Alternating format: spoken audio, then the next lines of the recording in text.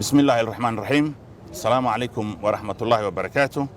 وغورين وحان هالكان همباليو iyo bogaadin uga direena ciidamada qalabka sida iyo howlgallada ballaaran ee ku jiraan ay ku baaxsanayaan qawaariista goobo kala duwan dalka Jamhuuriyadda Federaalka ee Soomaaliya kamid ah.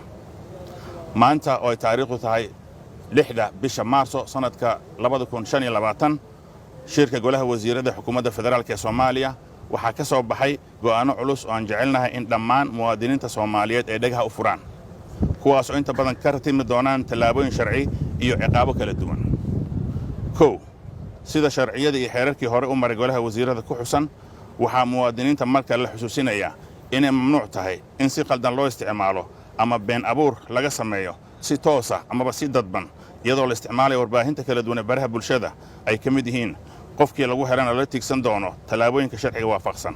oo ay ka mid yihiin in maxkamad la soo taago ciqaab adag oo sharciga waafaqsan la marin doono taas oo ka dhigan inay mamnuuc tahay in baraha bulshada iyo idaacadaha laga sii daayo hadallo amaba warar keeni kara in lagu dhaawaco amaba qalqal lagu geliyo amniga dalka been abuurna la sameeyo.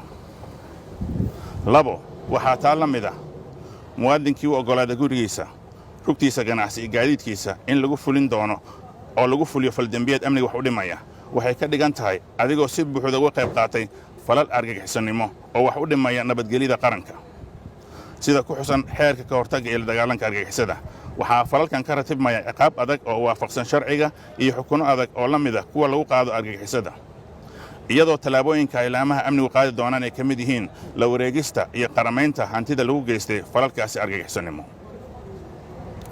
arrinta saddexaad waxay noqonaysaa sidan horeyba uga digi jirnay shacabka Soomaaliyeed ee ku dhaqan deegaanada iyo tuulooyinka ay ka socdaan howlgallada lagu sifeynayo argagixisada waxaa mar kale dowladda federaalka ee Soomaaliya uga digaysaa shacabka inay ka fogaadaan kana taxadaraan goobaha argagixisada qawaariista ku sugan yihiin maadaama dowladda federaalka ee Soomaaliya go'aansatay in sare loo qaado howlgallada dhinaca cirka iyo dhulka ee ka dhanka qawaariista banaystay dhiigga shacabka waxayna howlgalladaasi u badan doonaan dhinaca cirka.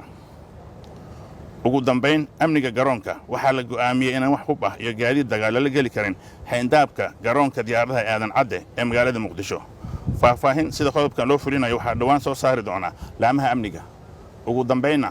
shirarka soo socda ayaan ku faahfaahin doonaa awaaqibta iyo meeshaan waxaan ku soo xusnay waad mahadsantihiin.